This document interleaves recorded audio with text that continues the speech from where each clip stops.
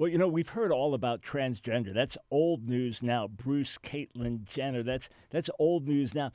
People want to get beyond that. They want to talk about being gender fluid. They want to talk about not fitting in any particular gender role, not wanting to be confined by male or female dichotomies. Some like to go back and forth between them. Some like to be defined outside of those boundaries. That's where things are going. Remember when Facebook, not that long ago, said, okay, when you fill in your bio information, that when it comes to choosing gender, they gave you 50 different choices, 50, and that you could choose up to 10 different ones simultaneously? You say that's crazy. 50. Oh, no, that wasn't enough. Gay and transgender activists said that's not enough, and it expanded so now you could fill in the blank and describe your gender however in the world you want it. Well, here's someone that wants to describe gender fluid. Jeffrey is his name, and he's talking about his own experience. Listen to what he has to say. You don't need to decide your gender. You don't need to decide who you are. You don't need to decide your gender. Do you realize that there is a widespread view now that growing among activists that you have a gender assigned to you at birth? It's not who you really are, because you can't really tell if you're male or female based on biology or based on chromosomes. As one young activist said to me, that's so primitive. As he explained that gender is not what's between your legs, it's what's between your ears. Therefore, you can define it however you want. Here's someone saying, but you don't have to define it. Why? Because maybe you don't fit in male or female categories. Listen again to what Jeffrey has to say. I know deeply within my bones who I am.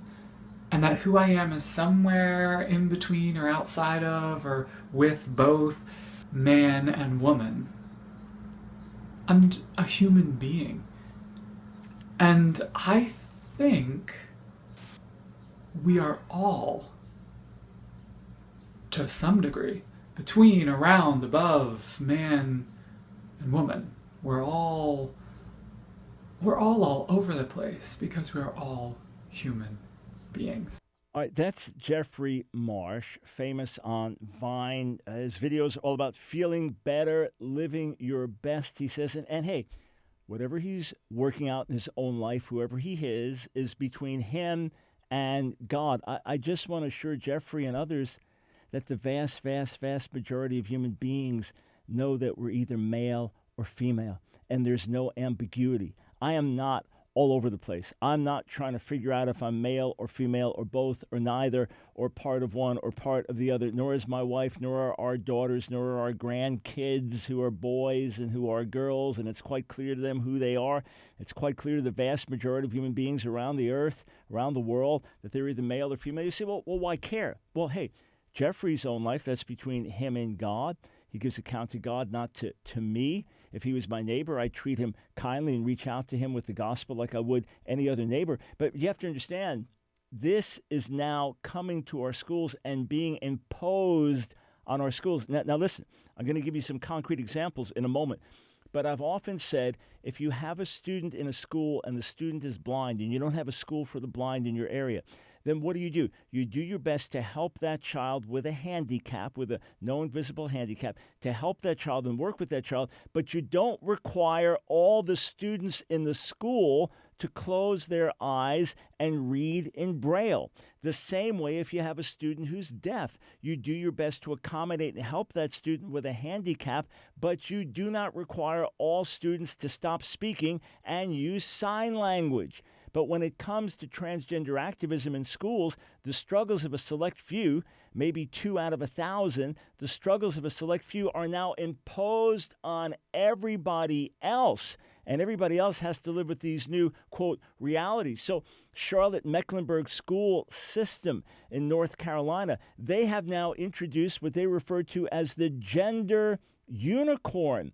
This is the school board giving this out to say, oh, you see, there are all these different things. There's gender identity, there's gender expression and presentation, there's the sex you're assigned at birth. See, that's something different than who you're sexually attracted to and who you're emotionally, romantically attracted to. And these are all the different realities.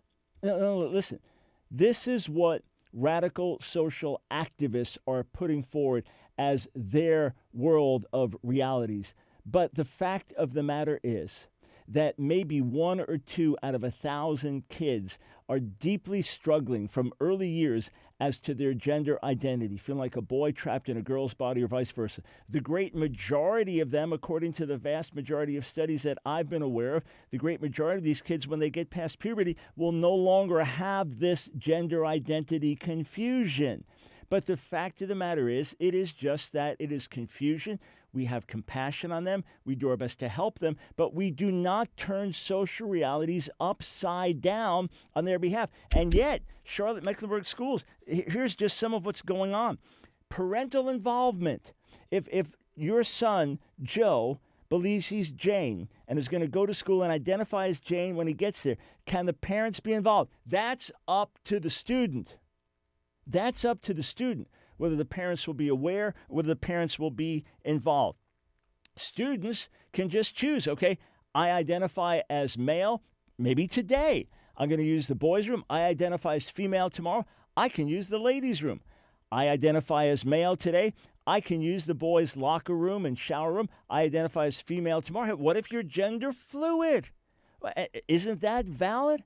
I've read these explanations. I've read activists who say, oh, yeah, he's Jim one day, he's Dolores the next. And I know he still looks like Jim when he's Dolores, but if he's Dolores the next day, then he's Dolores, and that's how I'm going to refer to him. There's a teacher in Seattle that just won a lawsuit, $60,000 in fines, a woman, I believe, who identifies as a man and wanted to be referred to as they. Another faculty said to this individual, we're not referring to you as they.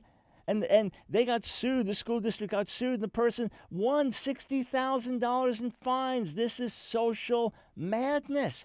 What else is happening in the schools? Students can choose their gender-based activities.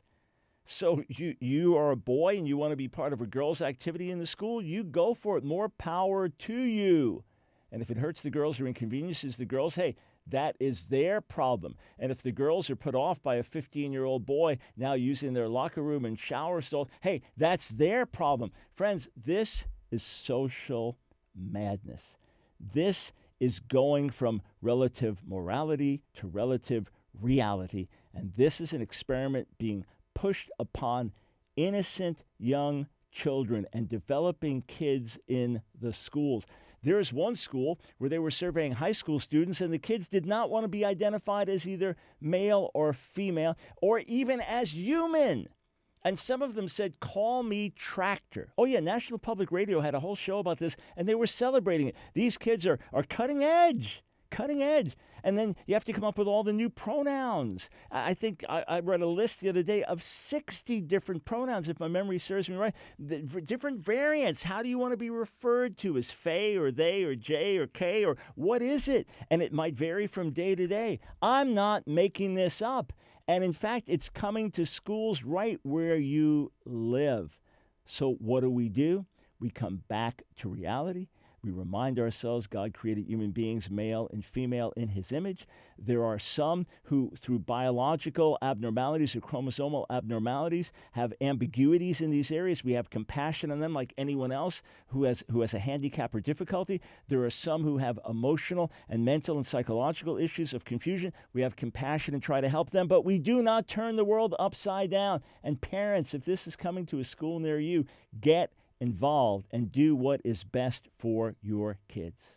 Hey friends, I hope you enjoyed that video. If you did, click on one of the boxes on the screen, check out another one of our videos, and be sure to subscribe and hit that notification bell so that you don't miss a single video. You know, we discovered that about 60% of you that are watching our videos aren't subscribers, so subscribe today.